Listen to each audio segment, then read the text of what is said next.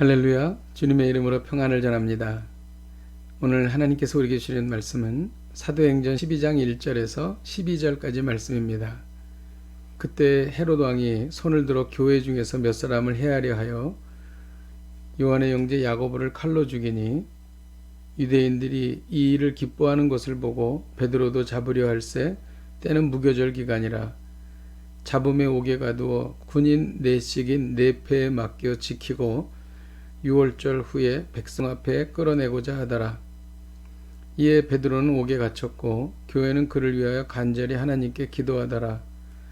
헤롯이 잡아내려고 하는 그 전날 밤에 베드로가 두 군인 틈에서 두 쇠사슬에 매어 누워 자는데 파수꾼들이 문 밖에서 옥을 지키더니 호련히 주의 사자가 나타나며 옥중에 광채가 빛나며 또 베드로의 옆구리를 쳐 깨워 이르되 급히 일어나라 하니 쇠사슬이 그 손에서 벗어지더라.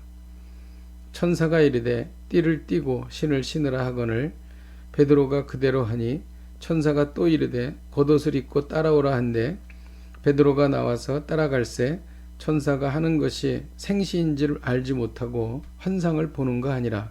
이에 첫째와 둘째 파수를 지나 시내로 통한 쇠문에 이르니 문이 저절로 열리는지라. 나와서 한 거리를 지나며 천사가 곧 떠나더라.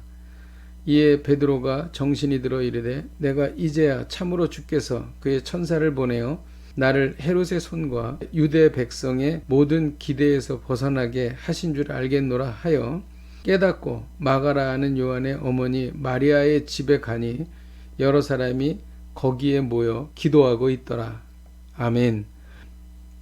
초대교회는 종교 권력인 유대 종교 지도자들의 핍박을 받았습니다. 이제 초대교회는 정치 권력인 헤롯 왕의 핍박을 받고 있습니다.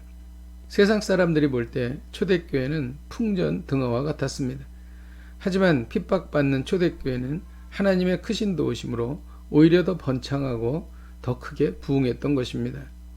헤롯 왕이 요한의 형제 야고보를 칼로 죽였습니다. 얼마 전 스데반이 돌에 맞아 순교했는데 이제는 야고보가 칼로 순교한 것이었습니다. 성도들은 큰 두려움에 사로잡혔고 초대교회는 큰 위기를 맞게 되었습니다. 유대인들은 야고보가 죽은 것을 보고 매우 기뻐했습니다. 헤롯 왕이 유대인들이 기뻐하는 것을 보고 베드로도 잡아 옥에 가두었습니다. 헤롯은 베드로도 죽이려고 한 것이었습니다. 헤롯은 군인 넷씩 네 패에 맡겨 베드로를 철통같이 지키게 했습니다. 이때 교회는 갇힌 베드로를 위해 간절히 기도했습니다. 베드로는 두 명의 군인들 사이에서 두 개의 쇠사슬에 매여 누워 자고 있었습니다. 무슨 일이 일어났습니까? 갑자기 천사가 나타나며 옥중에 광채가 환하게 비춘 것입니다. 천사는 베드로의 옆구리를 쳐서 일어나라고 했습니다. 그때 쇠사슬이 그의 손에서 저절로 벗겨진 것입니다. 천사의 말을 따라 베드로는 띠를 띠고 신을 신고 겉옷을 입고 따라 나섰습니다.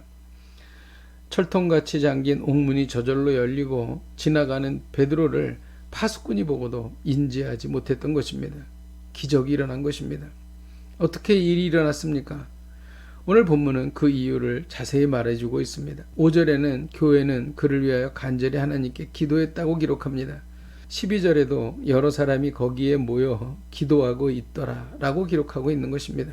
교회가 합심해서 간절히 기도하면 하나님의 큰 능력이 나타나는 것입니다. 하나님께서는 성도가 기도하는 것을 기뻐하십니다. 하나님께서는 모든 성도가 합심해서 기도하는 것을 더 기뻐하십니다. 그러므로 교회는 기도의 든든한 줄로 묶여 있어야 합니다. 어려움을 당하고 있습니까? 심각한 질병에 걸렸습니까? 나라에 큰 문제가 생겼습니까?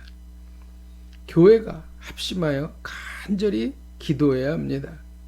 그래서 교회는 중보기도의 네트워크가 잘 조직되고 그 기도의 힘이 나타나야 하는 것입니다. 교회가 합심해서 간절히 기도할 때 가정이 변하고 교회가 변하고 국가가 변하는 것입니다. 기도하겠습니다. 하나님 아버지, 종말과 심판의 때 많은 어려움이 생깁니다. 이때마다 교회가 합심하여 간절히 기도하겠습니다. 하나님의 큰 능력을 경험하게 하여 주옵소서. 예수님의 이름으로 기도하였습니다. 아멘. 할렐루야. 오늘도 이 말씀 붙잡고 승리하십시오.